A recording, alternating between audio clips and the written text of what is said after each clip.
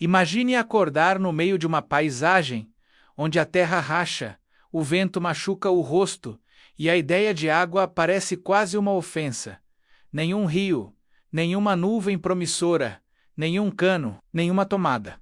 Só calor, poeira e silêncio. Agora imagine que, nesse mesmo lugar, alguém encoste na parede de uma estrutura simples. Espere o nascer do sol e algumas horas depois veja gotas escorrendo como se o deserto tivesse decidido devolver um segredo antigo.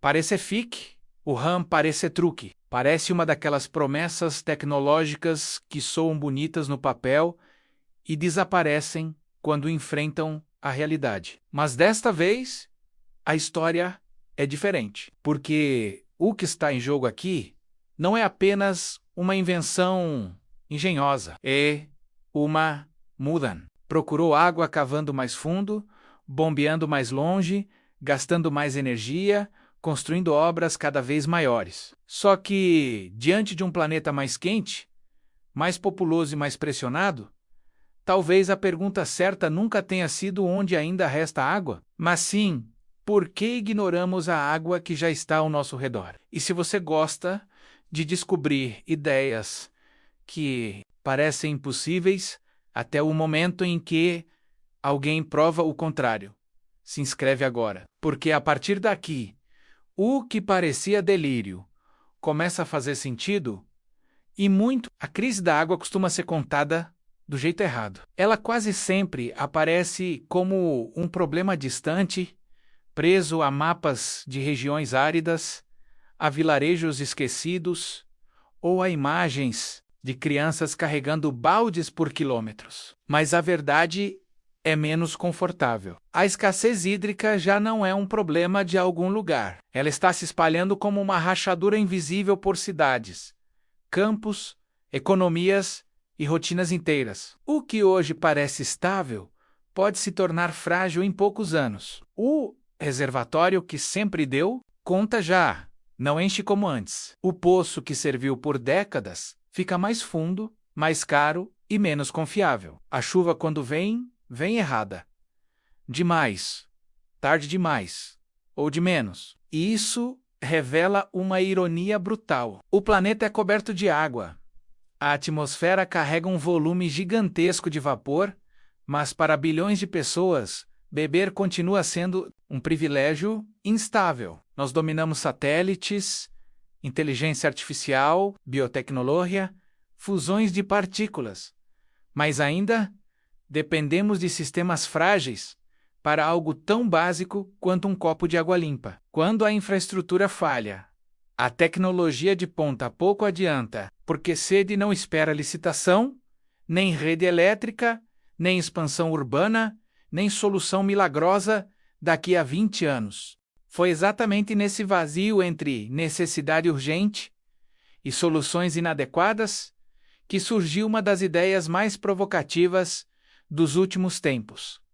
Não uma mega obra, não uma usina, não um equipamento barulhento, caro e complexo, mas um sistema passivo, silencioso, quase humilde à primeira vista, desenhado para fazer algo que parece contraditório: extrair água potável do ar de regiões secas, sem eletricidade, sem motor, sem intervenção constante e sem custo operacional de energia. Para entender por que isso importa tanto, é preciso desmontar uma ilusão. Puxar água do ar não é novidade. O ser humano tenta fazer isso há muito tempo. Em várias partes do mundo, civilizações aprenderam a observar a névoa, o orvalho, a condensação, a direção do vento, o comportamento da pedra e do solo. Havia inteligência nisso. Havia adaptação. Havia leitura do ambiente. O problema nunca foi imaginar a ideia. O problema sempre foi a limitação das condições. Sistemas antigos e modernos conseguem captar água do ar quando a umidade ajuda. Quando a natureza colabora, eles funcionam. Mas justamente onde a água faz mais falta, o ar costuma ser seco demais. E é aí que quase todas as soluções bonitas param de funcionar. Esse é o ponto cego de quase tudo o que foi tentado até agora. Redes para captar neblina dependem de clima favorável. Superfícies para recolher orvalho dependem de noites específicas, temperaturas específicas, comportamento atmosférico específico. Geradores atmosféricos elétricos existem, claro. Alguns conseguem produzir água com consistência, mas cobram um preço alto. Consomem energia, exigem manutenção, infraestrutura, peças, logística, em regiões remotas, em comunidades isoladas, em cenários de emergência ou em áreas sem fornecimento estável de eletricidade. Isso transforma uma solução técnica em um luxo impraticável. Então surge a pergunta que muda tudo. E se fosse possível criar um sistema que não esperasse por neblina densa, não dependesse da rede elétrica e ainda operasse justamente onde o ar é hostil, não em um laboratório esterilizado, não numa apresentação bonita, em slides, mas em condições reais, num ambiente duro, onde improviso não basta e propaganda morre rápido. A resposta que começa a emergir é quase elegante demais para um problema tão severo. O dispositivo desenvolvido por pesquisadores ligados ao MIT não tenta vencer o deserto com força bruta. Ele usa o próprio ritmo do dia como aliado. Em vez de gastar energia resfriando grandes volumes de ar, ele trabalha com o ciclo natural entre noite e manhã. Quando o ambiente esfria, mesmo que continue seco, a umidade relativa sobe um pouco. Parece pouco para nós. Para certos materiais, é o suficiente. O sistema absorve esse vapor invisível durante a noite. Depois, quando o sol aparece e a temperatura aumenta, o próprio aquecimento ajuda a liberar essa umidade armazenada dentro de uma câmara fechada. Em seguida, a água se condensa numa superfície mais fria e escorre em forma líquida, sem ruído, sem compressor, sem botão, sem depender de alguém girando manivela ou trocando filtro todo dia. O mais fascinante não é só o princípio, é a precisão do desenho. O coração da tecnologia está em um material com alta capacidade de atrair moléculas de água, mesmo quando o ar parece seco demais para qualquer esperança. E esse detalhe é decisivo, porque por muitos anos, várias tentativas promissoras tropeçaram no mesmo problema. Até conseguiam puxar água do ar, mas contaminavam o resultado com os próprios componentes usados na captura. Em outras palavras, coletavam umidade, mas não entregavam água pronta para beber com segurança. Era como abrir uma porta e descobrir outra fechadura logo atrás. É aí que a engenharia deixa de ser conceito e vira solução real. O avanço não está apenas em captar água, está em fazer isso sem transformar o resultado em mais um processo caro de purificação. O sistema foi pensado para impedir que os componentes responsáveis por sugar a umidade escapem para a água coletada em níveis perigosos. Essa diferença, que pode soar técnica demais para quem vê de fora, é o tipo de detalhe que separa uma curiosidade científica de algo com potencial de impacto concreto. Mas existe outra razão para essa história ser tão poderosa. Ela mexe com a escala do que consideramos revolucionário. Estamos acostumados a associar inovação com coisas enormes. Fábricas, redes, torres, usinas, satélites. Só que, às vezes, a revolução começa num objeto do tamanho de uma janela. E justamente por ser compacto, modular e autônomo. Esse tipo de solução acende uma possibilidade que vai além do laboratório, descentralizar o acesso à água. Em vez de depender exclusivamente de infraestruturas gigantescas e vulneráveis, seria possível imaginar sistemas menores, distribuídos e instalados onde as pessoas vivem, estudam, plantam, se deslocam e sobrevivem. Pense no impacto disso em lugares onde cada litro exige esforço físico. Pense em postos de saúde isolados, escolas rurais, comunidades fora da malha urbana, áreas atingidas por desastre, campos agrícolas em regiões secas, fronteiras, abrigos temporários, remotas, casas fora da rede. Em muitos desses cenários, a questão não é apenas quanto custa produzir água, mas como garantir água sem depender de uma cadeia inteira de coisas que podem falhar.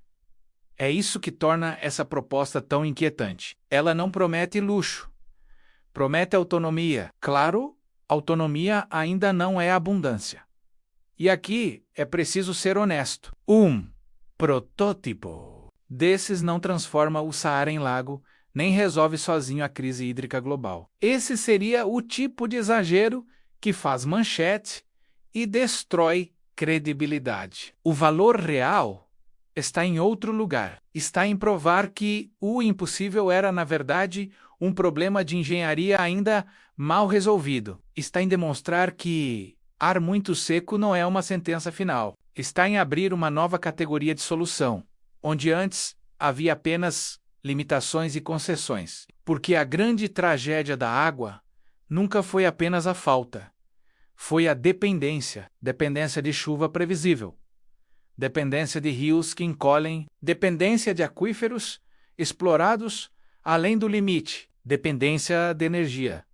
Cara, dependência de caminhões-pipa, de garrafas plásticas, de obras lentas, de governos eficientes, onde muitas vezes eles não conseguem ser. Quando uma tecnologia consegue reduzir dependências, ela não entrega só eficiência, ela devolve margem de escolha. E talvez essa seja a palavra escondida no centro de tudo. Escolha. Uma mãe não quer discutir engenharia hídrica. Ela quer escolher não ver o filho beber água duvidosa. Um agricultor não quer ouvir slogans sobre sustentabilidade. Ele quer escolher não perder a produção porque o poço secou. Uma comunidade remota não quer ser fotografada como símbolo de escassez. Ela quer escolher não viver refém de abastecimento irregular. Água não é apenas recurso, é liberdade prática, é dignidade cotidiana. É o que separa sobrevivência de estabilidade. Por isso, o que está sendo testado agora merece atenção séria, não pela estética futurista, não pelo fascínio de tirar a água do nada, e sim porque esse tipo de sistema conversa com uma realidade que as soluções tradicionais frequentemente ignoram, a realidade de quem não pode esperar uma década por infraestrutura. Quem vive num grande centro costuma imaginar que problemas básicos são resolvidos por obras, planejamento e escala, mas em vastas áreas do mundo, escala não chega. O que chega é improviso, e o improviso cobra caro. Há algo quase poético no fato de a resposta poder vir do próprio ar. O mesmo ar que parecia vazio, agressivo e inútil carrega, em silêncio, uma reserva invisível. Não uma reserva infinita, é claro. Não uma mágica sem limites, mas uma reserva suficiente para reescrever cenários quando usada com inteligência. Durante muito tempo, o deserto foi tratado como prova de ausência de vida, de água, de chance. Essa nova abordagem sugere outra leitura. Talvez o deserto não seja vazio, talvez ele só exija uma tecnologia capaz de enxergar o que estava escondido. E aqui entra um detalhe que pouca gente percebe quando olha para avanços assim. Tecnologias transformadoras raramente vencem de imediato pela potência. Elas vencem pela combinação de simplicidade, repetição e adaptação. O primeiro computador pessoal não derrotou sistemas gigantes porque era mais poderoso. A energia solar não começou dominando cidades inteiras.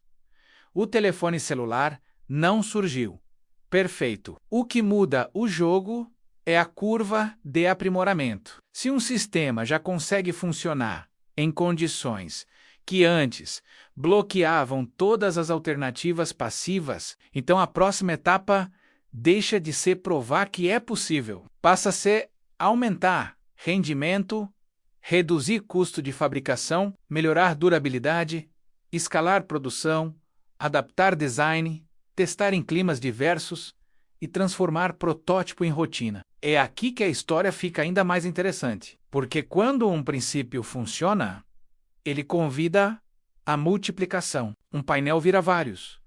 Uma unidade isolada vira rede. Uma solução de sobrevivência vira complemento doméstico. Depois, quem sabe, vira infraestrutura paralela. Não substitui tudo de uma vez, mas começa a aliviar a pressão onde o sistema central fracassa. E isso tem um valor estratégico enorme. Em vez de imaginar uma tecnologia como salvadora, universal, faz mais sentido vê-la como peça de um novo mosaico hídrico, dessalinização, onde houver mar e energia, reuso, onde houver saneamento, captação de chuva, onde o clima permitir, eficiência agrícola, onde o desperdício for absurdo, e coleta atmosférica passiva, onde nada mais consegue atuar com consistência razoável. Esse tipo de combinação é muito mais inteligente do que esperar uma única resposta para um problema que é ao mesmo tempo climático, político, econômico, geográfico e moral. Porque a crise da água não é uma falha da natureza apenas. É também uma falha de prioridade. Nós desperdiçamos onde deveríamos preservar. Poluímos onde deveríamos proteger. Construímos modelos produtivos que tratam a água como se fosse eterna. E depois fingimos surpresa quando a conta chega. Só que há momentos em que a ciência faz mais do que medir o desastre. Ela oferece uma fresta. E essa fresta importa porque quebra o cinismo de que não há o que fazer. Importa porque mostra que soluções elegantes ainda podem nascer da observação profunda da realidade e não apenas de aparatos caros. Importa porque devolve imaginação a um debate que, por muito tempo, ficou preso entre a catástrofe e a burocracia. Agora imagine a cena daqui a alguns anos, se esse caminho avançar de verdade.